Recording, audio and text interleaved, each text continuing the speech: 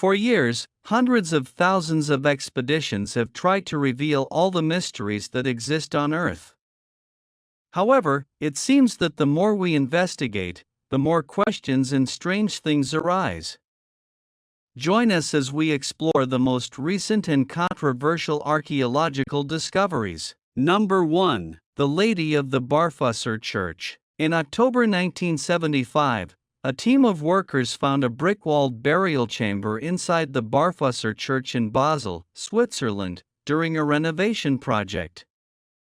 Inside the tomb they found a pair of well-preserved coffins and, within them, 2 sets of human remains. One set was nothing more than a skeleton, but the other was the mummified corpse of a woman, who would later be known as the Lady of the Barfusser Church. Later research identified her as Anna Katharina Bischoff, who was born in Strasbourg, France, in March 1719 and died in Basel in August 1787. She probably owes the location of her burial, which would normally be reserved for people of high social status, to the fact that she was the wife of Pastor Lucas Journler, who served the church for many years. In 2015, another series of scientific tests revealed something much more surprising. Anna is a very distant relative of Boris Johnson, the discredited former Prime Minister of the United Kingdom. We wonder what this pastor's wife would think of Boris Johnson if she had been alive to see it. Number 2. Old odometer. The odometer in your car keeps track of the distance you travel when you drive. More generally speaking, an odometer can be used to determine the distance from one place to another. When it was invented, it revolutionized mapping and route planning in the ancient world. We have Vitruvius of ancient Rome to thank for inventing the odometer, a task he completed just over 2,000 years ago.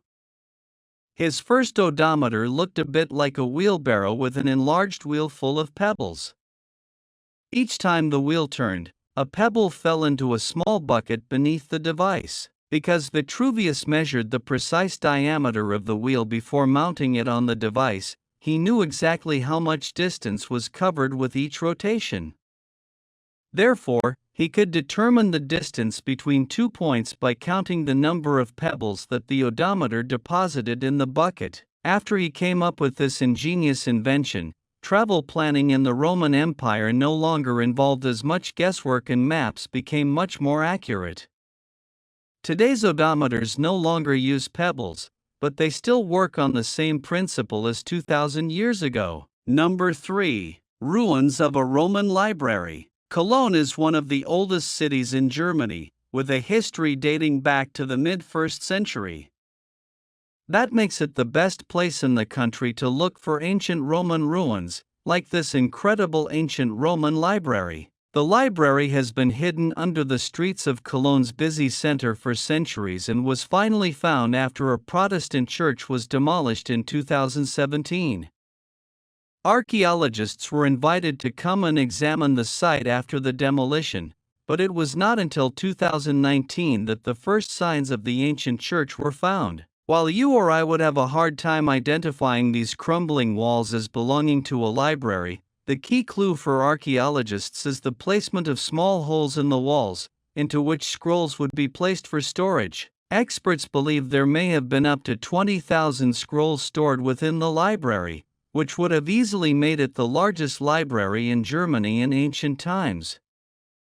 In fact, it might even be the oldest library in Germany. Number 4. The Lost Gold of the Incas. The story of the lost gold of the Incas dates back to the 16th century, when the Spanish conquistador Francisco Pizarro demanded a ransom of gold from the Inca king Atahualpa. The Incas began to collect the ransom, but Pizarro impatiently executed the king. The ransom is said to have been hidden in a secret cave somewhere, and there have been several reports of its discovery over the years. One of the first reports was about 50 years later, when a Spaniard named Valverde claimed to have obtained money by saying that his Inca wife's family had shown him the location of the treasure. However, the instructions on how to find it, as well as the guide and map, disappeared. It was not until 1886 that a treasure hunter named Barth Blake claimed to have found the treasure. He described human figures, birds and animals made of life-size gold, jewelry and gold vases filled with emeralds, as well as incredibly beautiful works of metalwork. Blake took what he could carry and left with the intention of returning, but disappeared on his way back to New York. All attempts to locate him and find the lost gold have so far failed.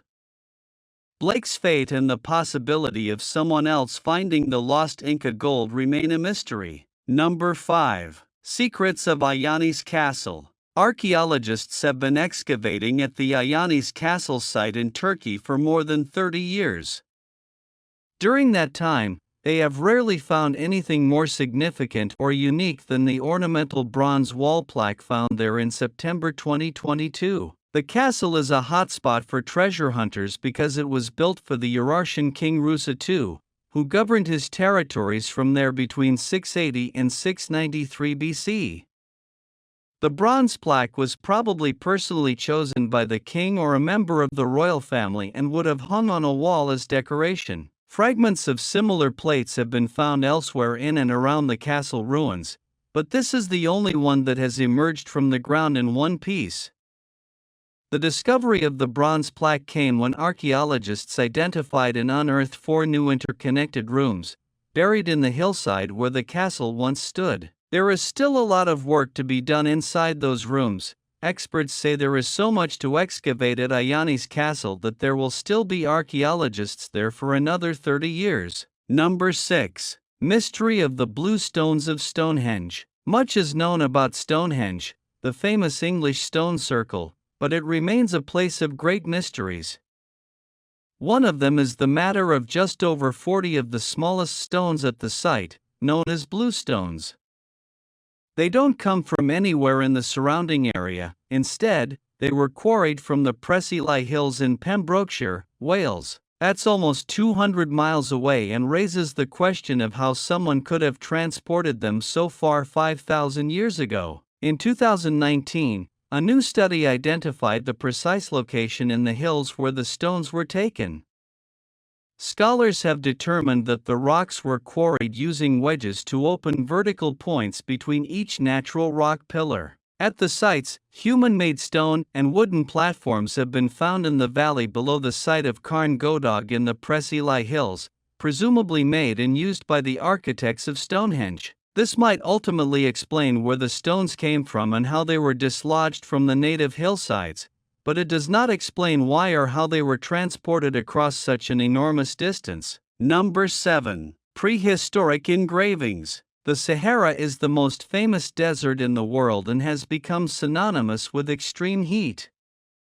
In February 2021, prehistoric carvings of crocodiles and giraffes were found in the northern regions of the Sahara, proving that people used to live here, as did the animals they carved into the rocks. It is a reminder that this part of the desert was once green and has gone through multiple periods of greening throughout its long history. There is even a Stone Age painting in a cave showing people swimming, suggesting the presence of rivers and lakes here. Scientists are working on a theory that suggests the Sahara has fertile periods that last 5,000 years and then hot, dry periods that last just as long. The last fertile period could have been crucial in the migratory movement of early humans through North Africa. In the future, our descendants may have difficulty imagining a lush, green Sahara compared to the arid, dry desert we know today. Number 8. The Square Zone of the Four Goats. The four-goat square zone might sound like a group of random words, but it is actually a Chinese bronze ritual vessel. Specifically, it is a zun glass, which is a ritual wine glass. Historians in China believe the artifact is more than 3,000 years old, making it a relic of the late Shang dynasty. As the artifact's name strongly implies, the vase is surrounded by 4 goats with coiled horns, making it totally unique in the archaeological record. Today you can find it on display inside the National Museum of China, but it was first discovered in the town of Huangsuan, Hunan Province, in April 1938, by a pair of brothers who were digging for sweet potatoes on the side of a mountain. This is the largest square zone of its era ever discovered and also features a relief of 4 intertwined dragons accompanying their 4 goats. The 4 goat square zone actually disappeared after being hidden for safekeeping during World War II, but was eventually relocated in 1952. It was sent to the National Museum of Chinese History 7 years later, but was transferred to the National Museum of China later that same year. Number 9. Hidden Byzantine Door. Mytilene Castle, on the Greek island of Lesbos, is not a new archaeological discovery. It has been standing since the 6th century. What is new, however, is the discovery of a large Byzantine gate hidden within the castle that somehow went unnoticed until March 2021. This was an extremely grandiose gate for the 6th century. It is 3 meters high, 2 meters wide and another 2 meters deep. There was once a wooden door embedded in the marble frame, but it has long since rotted away. However, the ornamental engravings around it, including ribbon patterns and convex waves, are still visible. The castle was extensively developed and expanded over several centuries until the 15th century, but the gate is believed to be a relic from one of its early construction phases. It could even be connected to the ancient residential settlement of Meladoni, which is known to have existed within the castle walls, but has disappeared without a trace. Perhaps it was just behind this door, which has been buried under bricks and ashes since someone built a bathhouse on top of it during the 15th century. Number 10. The Sample Tapestry. You may have heard of the Bayeux Tapestry, but you are less likely to know about the Sample Tapestry.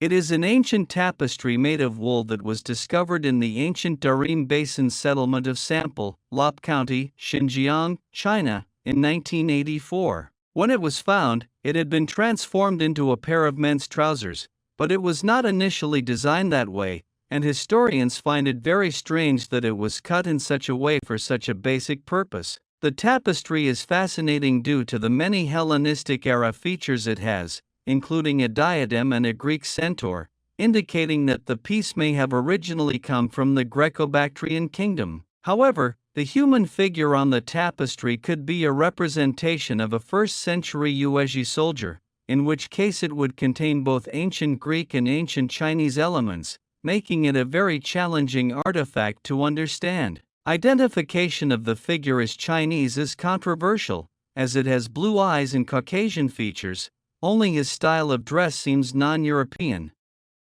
Suggested dates for the tapestry range from the 3rd century BC to the 4th century AD. Number 11. Mysterious Masonic Scarf. In 1863, a 16-meter-long schooner named Deering was built at Mongawai, New Zealand. Just 2 years later, he crashed on the shores of his home country during a severe storm. There it remained until the remarkably well-preserved wreck was exposed by shifting sands on the beach in May 2018. The massive shipwreck is the oldest in New Zealand and has proven to be a rich source of discoveries for archaeologists. One of the most enigmatic artifacts recently found inside it is this handkerchief, which was found inside the bowels of the ship in late 2020. It has since been restored, and archaeologists and historians have been able to identify several Masonic symbols on its surface. However, that does not necessarily mean that its owner was a Mason. The symbols are mixed with both Christian and Jewish symbols. The handkerchief was likely printed using engraved steel plates, of the type that would be used to make banknotes, pointing to a likely British origin for the silk handkerchief. This means that the handkerchief, and possibly its owner, were also very far from home when the ship sank. Number 12. The Penrith Treasure. The Penrith hoard is so named because it was found scattered across several fields in Penrith, Cumbria, England, over more than 200 years. The time elapsed between the discovery of the first artifact in the hoard and the discovery of the most recent makes it one of the most unusual treasure finds in British history. The treasure includes a set of silver penannular brooches made during the 10th century. The first item, a large thistle brooch, was discovered in 1785. A second brooch, almost identical to the first, was found nearby in 1830. Most of the objects in the hoard were found by two teams of archaeologists working in close proximity to each other with metal detectors in 1989. Historians think that the large brooches were originally deposited deliberately close to each other in the 1930s, but are less certain whether the rest of the items were purposely abandoned or buried at the same time. The pieces are of a style that was first popularized during the Romano-British era, but the style was adopted by the Vikings, and these brooches are, in fact, almost certainly of Viking origin. Number 13. Antique gold leaf figures. Archaeologists in Sweden are still baffled by a recent discovery they made at the Aska site. Within the remains of what appears to be a large hall mounted on a platform, they have found 22 squares of gold leaf that, when carefully opened and examined, show humanoid figures embracing each other. They could be representations of people dancing. Although they can confirm that the ornate creations are approximately 1,300 years old, they have no idea who made them or why. Fragments of even more of them have been found, so there may be more than 30 when they finish rebuilding them all. Gold leaf figures like these have been found elsewhere in Sweden, but there is no mention or descriptions of them in any written records of the time. They are always found in groups, suggesting that they were taken to the same place and left there. That could indicate that they were offerings, but they could also have been decorations for posts in large banquet halls.